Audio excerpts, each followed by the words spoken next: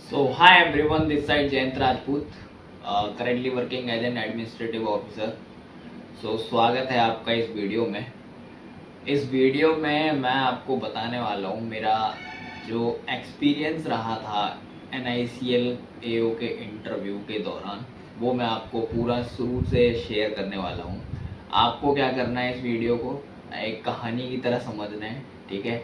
पूरा बैठ जाओ ईयरफोन्स लगा के, जैसे भी तुम सेटअप होके बैठते हो अपना मूवी सीरीज वगैरह देखते हो वैसे ही बस आपको सुनना है। और अगर कुछ भी आपको लगे ऐसा कि ये आप यहाँ से ये चीज़ ये पॉइंट गेन कर सकते हो, ये आपके फ़ायदे की बात है, तो आप उसको नोट कर लेना या आप उसको अपने लिए संभाल के मतलब ऐड कर लेना। और बाकी चीज़ें मैं अपना पूरा ऑनेस्ट रिव्यू दूंगा जो मेरा, क्योंकि मेरी लाइफ का ये पहला इंटरव्यू था जो मैंने फेस किया है और पहले ही इंटरव्यू में मैं सेलेक्ट हो गया था।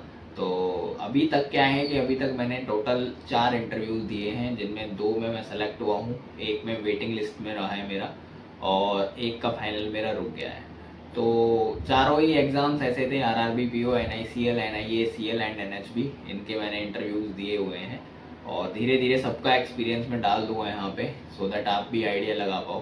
पहली चीज़ मैं एक और क्लियर कर देना चाहता हूँ यहाँ पे कि आपके जो इंश्योरेंस सेक्टर के इंटरव्यूज़ होते हैं ना, in comparison to SBI PO and और थोड़े ईजियर साइड पे होते हैं। यहाँ पे आपने अगर डिसेंसी मेंटेन करी हुई है तो आपको स्कोर यहाँ पे मिल जाते हैं।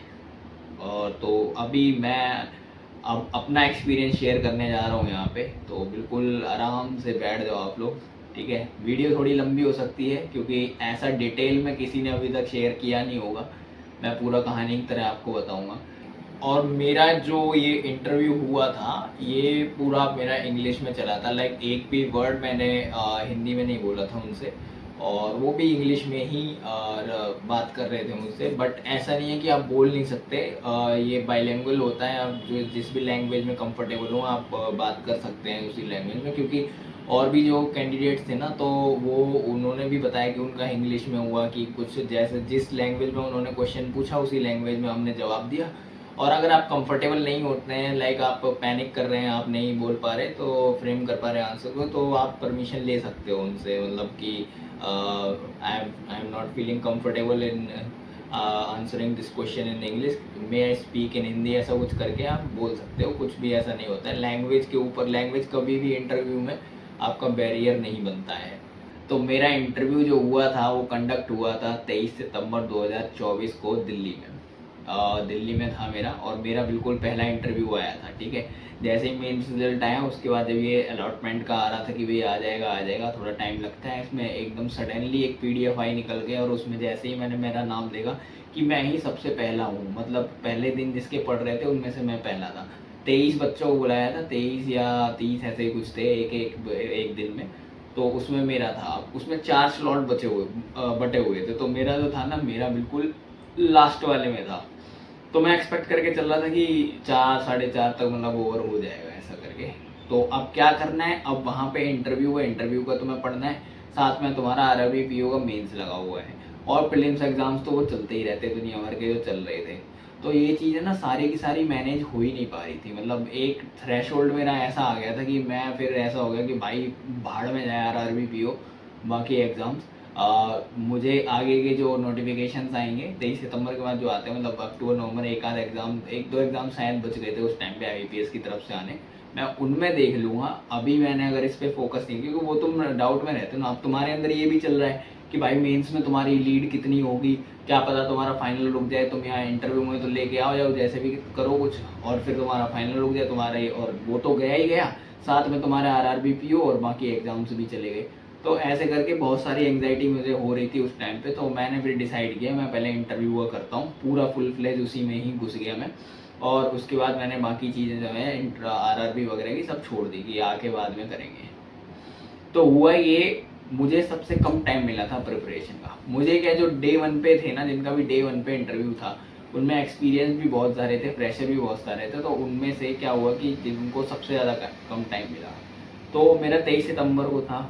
अब उसके रिगार्डिंग मैंने प्रिपरेशन वगैरह करी। फिर मैं एक दिन पहले शायद निकल गया था, हाँ एक दिन पहले मैं निकल गया था, मैंने होटल वगैरह बुक किया था। मेरे दोस्त भी रहते हैं दिल्ली में, बट मैंने उनको बताया नहीं था कि मेरा इंटरव्यू है या मैंने मेंस क्लियर कर लिया, कुछ भी नहीं, उनको 0% कोई आइडिया नहीं था। और मेरा इंटरव्यू कंडक्ट हुआ था नया न्यू दिल्ली स्टेशन के सामने ऑफिस है, शायद डीआरओ पड़ता है, पता नहीं कौन सा है, तो वहाँ पे मेरा इंटरव्यू कंडक्ट हुआ था। और उसी के आसपास मैंने एक होटल बुक किया था, तो वहाँ पे अब तुम अभी देख सकते हो कि जो बाकी चीज़ें होती हैं ना, तुम्हारी अपीयरेंस जो होती है फिजिकल, वो भी बहुत ज़्यादा मैटर करती है उस टाइम पे इंटरव्यू में। तो अब जहाँ से भी मैंने थोड़ा बहुत पढ़ा था, जिससे भी मैंने ट्रेनिंग ली थी, क्योंकि मुझे ज़रूरत पड़ गई थी, क्योंकि मेरा पहला इंटरव्यू था, मुझे कोई भी आइडिया नहीं है उस चीज़ का कि कैसे क्या फेस करने वाला हूँ। तो वो प्रैक्टिस होते होते थोड़ा बहुत मेरा डर बैठ गया था उससे। तो फिर वहाँ से मैंने बिल्कुल अपनी ये जो बियर्ड है बिल्कुल ज़ीरो करा ली थी 3 दिन पहले, और उससे भी कॉन्फिडेंस नहीं आ रहा था मुझे बिल्कुल भी, क्योंकि मैं आज से पहले मैंने कभी करा ही नहीं है। तो वैसा लगता है ना ऑड सा कि कैसा क्या लगेगा ऐसा, तो बड़ा अजीब लग रहा था। बट 2-3 दिन में थोड़ी बहुत विजिबल हो गई थी वो। उसके बाद मैंने जो सूट का कलर चूज़ किया था वो ग्रेइश कलर का था, ठीक है। क्योंकि मैं ग्रे कलर मैंने फेयरवेल में पहना था, तो वो मुझे ठीक लग रहा था, मैंने उसी के ही कलर का दोबारा मैंने बनवाया, और कुछ मुझे समझ नहीं आ रहा था। तो वहाँ पे जब मैं पहुँचा ना, तो जितने भी कैंडिडेट्स वहाँ पे आए हुए थे, सबका ब्लैक, ब्लू या कोई और कलर है, लेकिन ग्रे किसी का था ही नहीं, तो अलग से हाईलाइट हो रहा था बिना बात के ही। तो मुझे जो कैंडिडेट थे एक दो बोल भी रहे थे, मे भी कॉन्फिडेंस डाउन करने का रहता है उस टाइम में, मेरा भी बहुत लग रहा था, मुझे भी डाउट हो रहा था यार ये मैं क्या पहन के आ गया जब उन्होंने ऐसा ऐसा बोला। But it doesn't matter when you feel confidence. जो बोल रहे थे कि शायद दूल्हा लग रहा है, ऐसा ऐसा करके मतलब बोल रहे थे वो। तो मैंने भी फिर मजाक में ली वो चीज़ें। अब वहाँ पे स्टार्ट हो गया था, मैं शायद 1 बजे के अराउंड में पहुँच गया था, 1-2 बजे का। वहाँ पे भाई भूख लगी बहुत भयंकर। और जब तुम बैठे होते हो ना, ये हॉल होता है ऐसे, यहाँ पे तुम बैठे हुए, सामने भी लोग बैठे हुए, इस तरफ साइड में वो बिल्कुल शादी ब्याह वाला माहौल, जैसे कैटरिंग होती है वो सब रखी हुई थी, तो ये लगा था हमारे लिए, बट वो नहीं थी। वहाँ पे जैसे ही वो लंच टाइम हुआ, वो वहाँ के जो स्टाफ है, वहाँ का जो भी बाहर से लोग आए हुए हैं जो इंटरव्यू लेने के लिए आए हुए हैं, उनके सबके लिए वो खाने का अरेंजमेंट था, हमारे लिए कुछ भी नहीं था। अब हम नीचे गए, थोड़ी देर देख कर आए, तो फिर वहाँ 2-3 लोगों के साथ गया मैं, तो वहाँ पे भी कुछ नहीं मिला हमें, ठीक ठाक कुछ था ही नहीं। तो भाई भूख से हालत ख़राब हो गई। मेरा इंटरव्यू मुझे पता लगा बाद में कि भाई मेरा सबसे लास्ट है, सेकंड लास्ट नाम है मेरा, तो वो फिर मुझे लगा 7 7:30 के अराउंड मेरा ऐसा करके आने वाला है।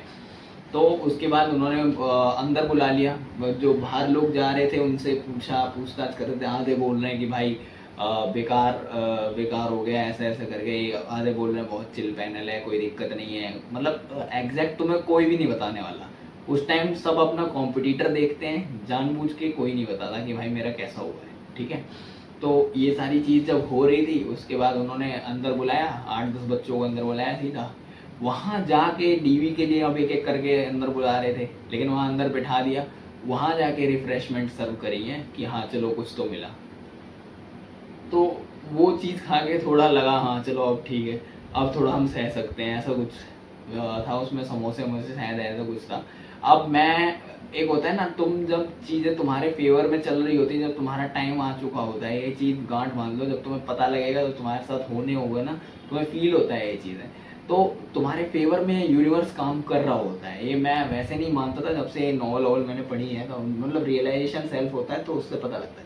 जब मैं वॉशरूम गया हुआ था, मैं वहाँ पे सेटअप कर रहा हूँ, ये टाई वाई सब ऐसे करके लगा रहा हूँ, तो एक सर आए, बोले बेटा लुक से कुछ नहीं होता, इट डजेंट मैटर, आपको बस बात करनी है, आई कांटेक्ट ब्रेक मत करना, अच्छे लग रहे हो जाएगा। पहला बंदा जो एक विश दे के ऐसे गया है।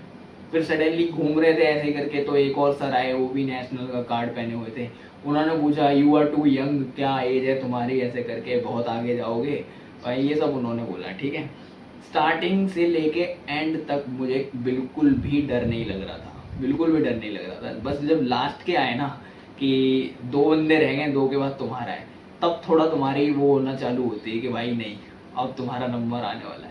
उस टाइम पे कोई चाहिए होता है, या तो तुम किसी से बात कर लो। अब मैं उठ, वैसे मुझे कोई डर नहीं लगा, पूरे टाइम मटरगश्ती करी है मैंने, मुझे ये भी फील नहीं हुआ कि मेरा पहला इंटरव्यू है। तो उस टाइम तो मैं घूमता रहा इधर से उधर, ठीक है। अब जैसे ही ये चीज़ें हुई, तो मैं अपने मतलब मेरे से पहले वाले थे, उन्होंने मेरे को बोल बोल के जा रहे थे सब कि भाई मेरा टाइम रिकॉर्ड करना कितना हुआ, मेरा टाइम रिकॉर्ड करना कितना हुआ। ये टाइमिंग ऐसा माना जाता है कि भाई जिसका ज़्यादा टाइम बजा रहा है उसका बहुत अच्छे से हो रहा है।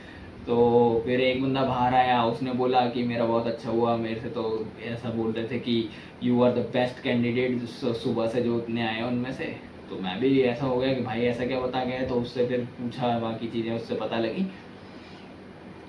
अब 2 बंदे रह गए, फिर उसके बाद एक रह गया। अब मुझे कुछ समझ नहीं आ रहा, अब मेरे पसीना आना चालू हो रहा है, ये सारी चीज़ें। और इससे पहले होटल में जब था, मतलब उस टाइम पर रेडी हो रहा था, वो भी एक सिग्नल था कि वहाँ पे भी हो रहा था। तो जो रिसेप्शन की मैडम थी, सर आज आपका कुछ है क्या इंटरव्यू टाइप ऐसा, तो मैंने बोला यस मैम है।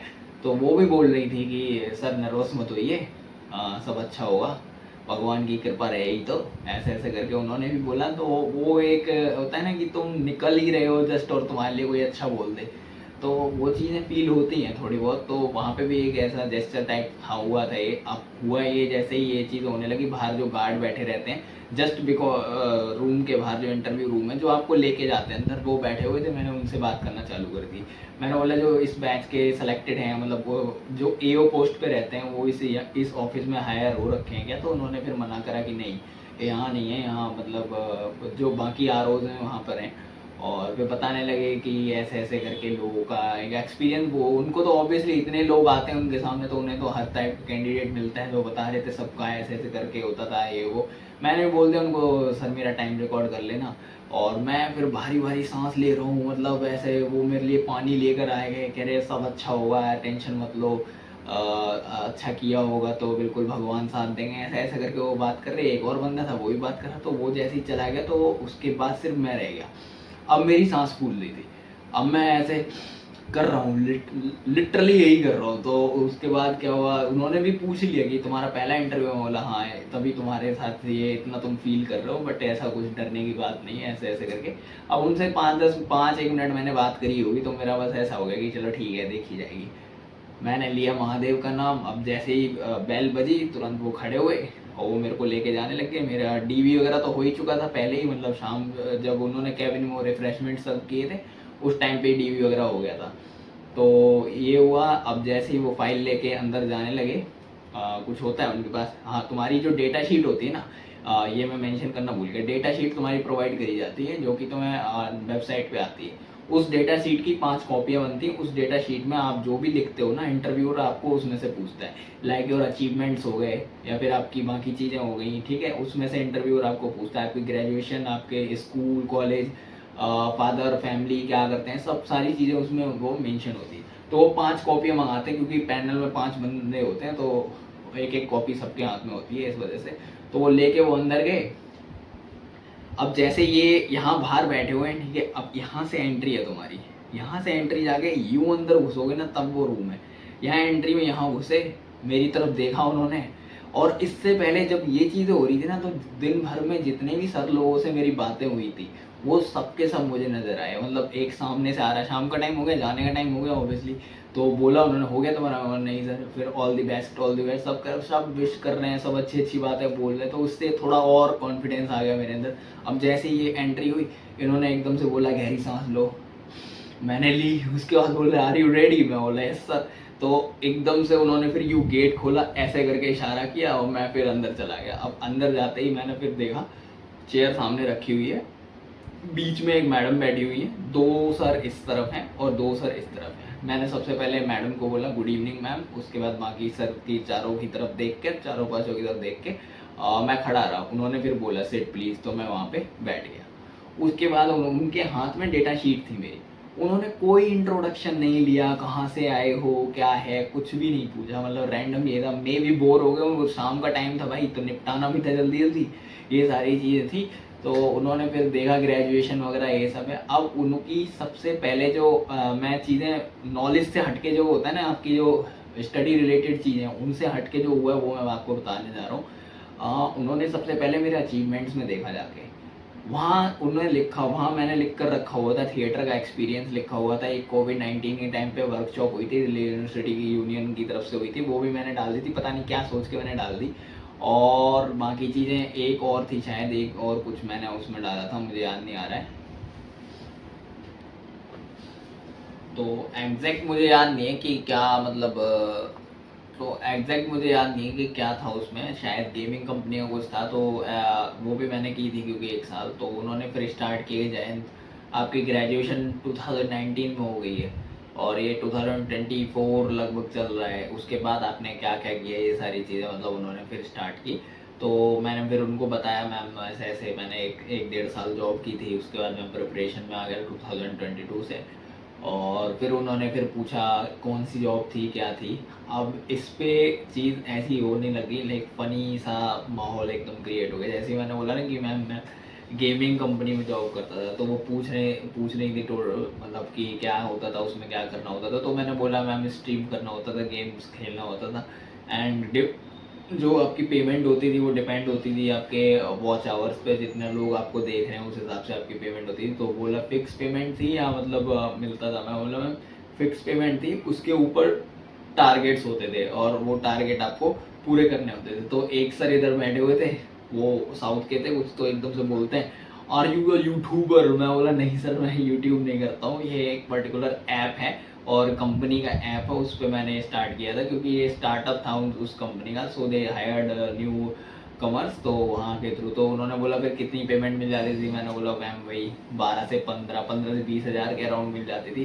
तो काम चल जा रहा था, तो आई वॉज सो कम्फर्टेबल उस टाइम पे। तो पढ़ाई वगैरह कुछ हो नहीं पा रही थी ऐसे करके। तो उन्होंने फिर बोला कि छोड़ क्यों दी। तो मैंने बोला मैम फैमिली ने अलाउ नहीं किया कंटिन्यू करने के लिए। जैसे ये बोला तो चारों पांचों जितने बैठे थे ना सब हंसने लग गए। तो अब मुझे नहीं लगा पता ये एक ऐसा गुड वे में गया या नेगेटिव था ऐसा कुछ करके। तो उन्होंने फिर ये चीज़ पूछने के बाद उन्होंने बोला do you know about the term insurance, what is insurance. तो मैं टर्म इंश्योरेंस के बारे में मैंने फिर बताया उनको। फिर उन्होंने एक सर थे इस साइड से, उन्होंने बोला कि आपके फादर क्या करते हैं। तो मैंने बोला सर वो टीचर हैं। तो उन्होंने फिर से बोला कि आप वो टीचर हैं, टीचिंग इतनी अच्छी मतलब इतना अच्छा करियर ऑप्शन है, आप क्यों नहीं उसमें जाना चाहते हैं ऐसे करके उन्होंने पूछा। तो मैंने वही आंसर दिया कि मैं डाइवर्सिटी ट्राई करना चाहता हूँ अपनी फैमिली के अंदर और I know how he is.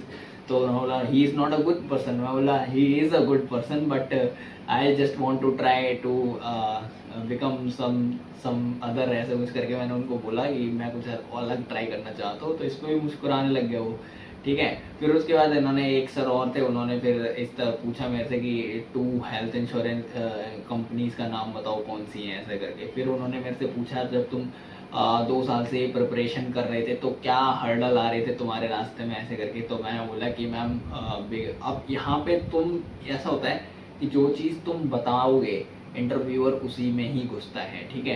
अब मैंने जानबूझ के मैंने नहीं बोला कि मैं सीए में लैग कर रहा था, मैंने बोला इंग्लिश में भी मैं कर रहा था और सीए में भी कर रहा था। मैंने उनको इंग्लिश का बताया कि इंग्लिश पे क्या ही पूछेंगे, क्वेश्चन ज़्यादा पूछ नहीं सकते वो, लेकिन सीए पे तो दुनिया भर के क्वेश्चन बन सकते हैं ना। तो यहाँ पे मैं थोड़ा खेल गया था। तो उन्होंने फिर पूछा मुझसे कि इंग्लिश के लिए फिर तुमने क्या किया। मैं बोला I was continuously struggling in English section. तो मैंने फिर बोला मैम मैंने 70-80 मॉक दिए हैं लगभग जस्ट इस एग्ज़ाम से पहले, बिकॉज फ्रस्ट्रेशन बहुत ज़्यादा हो जाती थी।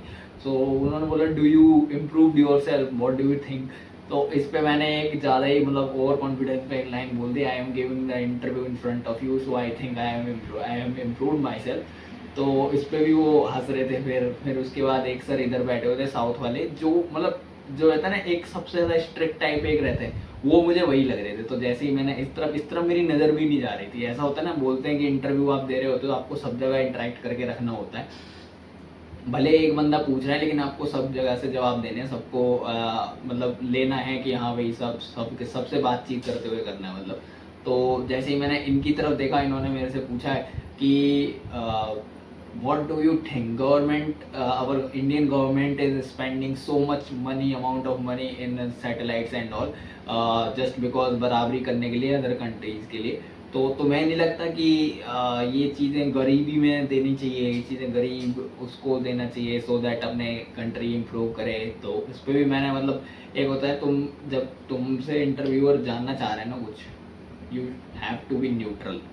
आपको न्यूट्रल रहना पड़ता है, ना ज़्यादा नेगेटिव चीज़ें बोलनी है ना ज़्यादा पॉजिटिव चीज़ें बोलनी है, बैलेंस करके सारी चीज़ें बोलनी है जब वो ऐसे लॉजिकल क्वेश्चंस पूछता है। तो वहाँ पे फिर मैंने इसका जवाब दिया।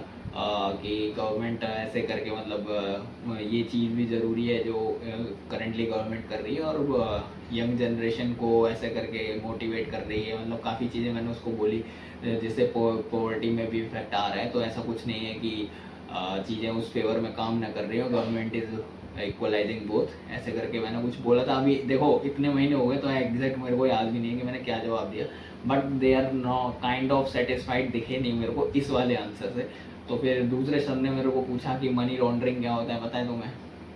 तो मैंने फिर मनी लॉन्ड्रिंग का उनको बताया कि जो इलीगल तरीके होते हैं, मतलब उस लीगल वे में पैसे को पेश करना है, ऐसे कुछ करके मैंने उनको कहा था। तब उनके दिमाग में एक और क्वेश्चन आया कि 2008 में शायद, हाँ 2008 में शायद डीमोनेटाइजेशन हुई थी। आपको क्या लगता है कि वो एक सही तरीका था, और अगर था तो क्यों था, और नहीं था तो क्यों क्यों नहीं था?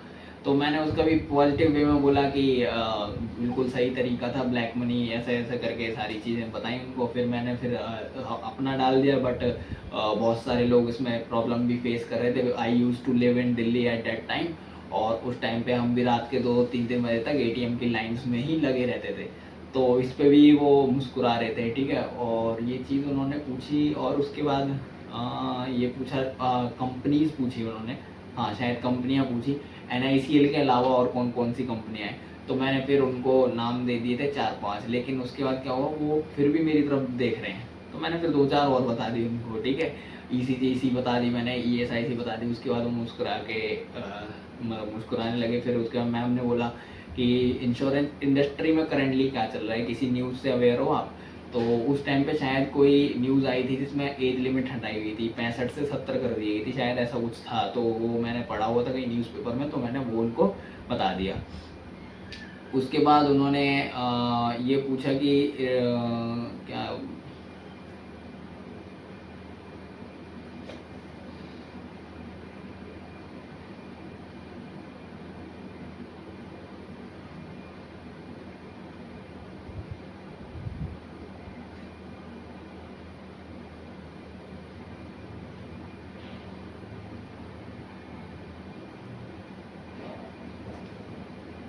हाँ फिर उनकी नज़र उस पर पड़ी। अचीवमेंट में एक वो भी लिखा हुआ था मैंने, कोविड-19 का, जो कि मैंने ड्यू के टाइम पे मेरे पास एक सर्टिफिकेट भी है उसका।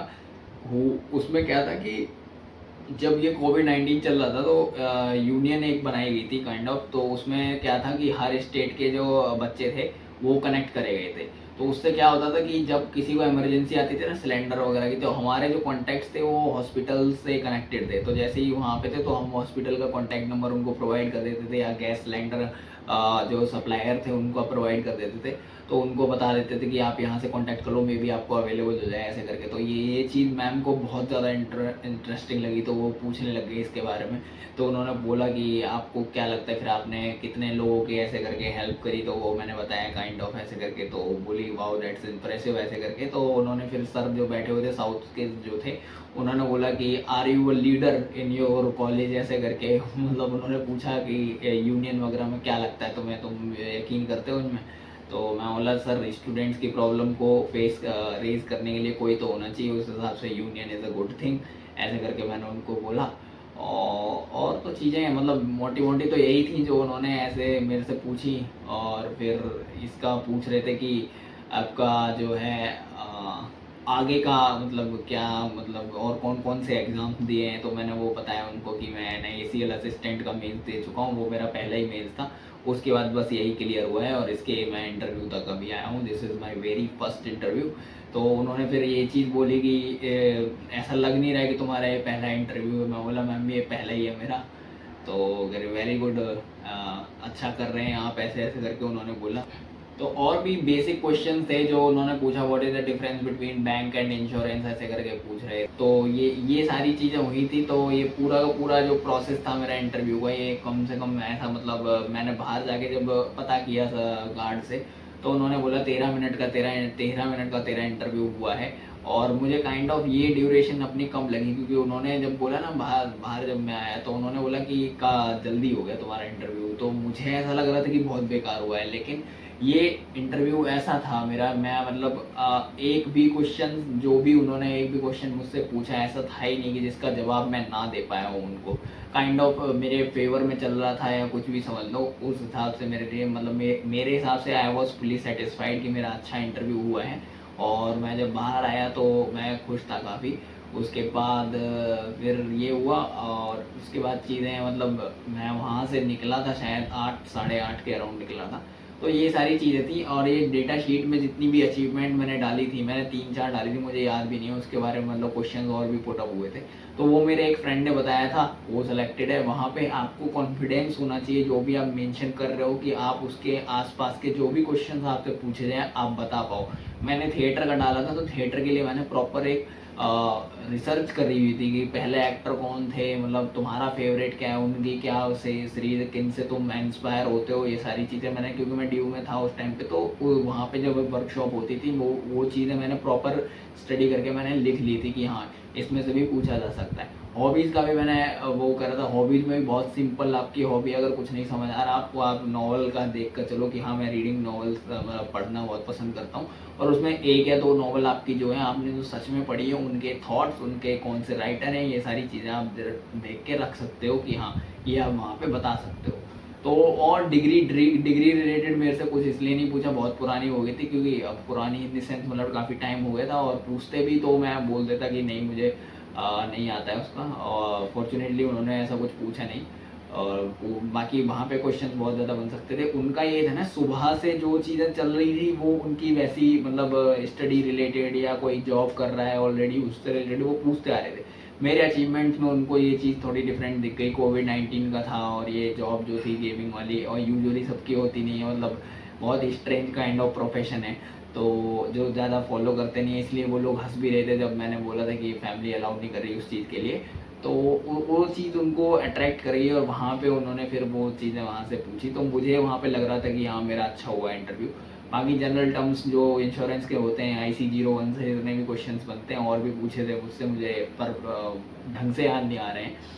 तो ये था मेरा पहला एक्सपीरियंस, और मैं बहुत खुशी खुशी वहाँ से आया था। और उसके बाद मैं घर पे आया था, सबको बताया भी था अच्छा हुआ है, देखते हैं क्या है। उसके बाद मैं RRB PO में लग गया था, और ये मैं आपको कुछ दिखाना चाहता हूँ यहाँ पे, अभी भी रखा हुआ है मेरे पास। ये मेरा ज्वाइनिंग लेटर आया हुआ था, ये घर पे आया था मेरे।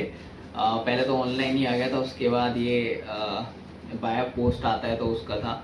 तो यही था मेरा experience. So thank you so much. New India का भी दिया हुआ है मैंने इंटरव्यू, उसका भी मैं आपको जल्दी बताऊंगा कि उसमें मेरा एक्सपीरियंस क्या था। उसमें तो मुझसे जॉब रिलेटेड ही मेरे से पूछा गया था मोस्टली। NHB का भी मेरा हुआ था, तो उसमें भी काफ़ी चीज़ें मुझसे पूछी गई थी। सो ये था मेरा ओवरऑल एक्सपीरियंस इंटरव्यू का। उससे मुझे इस इंटरव्यू में 43 आउट ऑफ 50 मार्क्स मिले हैं, जो कि मैं फुली सेटिस्फाइड हूँ उससे। जो कि मैं समझ रहा था कि मेरा इंटरव्यू अच्छा हुआ है उस हिसाब से, और मैंने ये फर्स्ट टाइम दिया था, उस हिसाब से आई एम फुली सेटिस्फाइड। तो जो भी कुछ आपने इससे सीखा, जो भी आपको लगा वो आप देख लेना अपने अकॉर्डिंगली, और कुछ डाउट हो तो ज़रूर बताना मुझे कमेंट्स में। I will reply to each and every one. Okay, bye.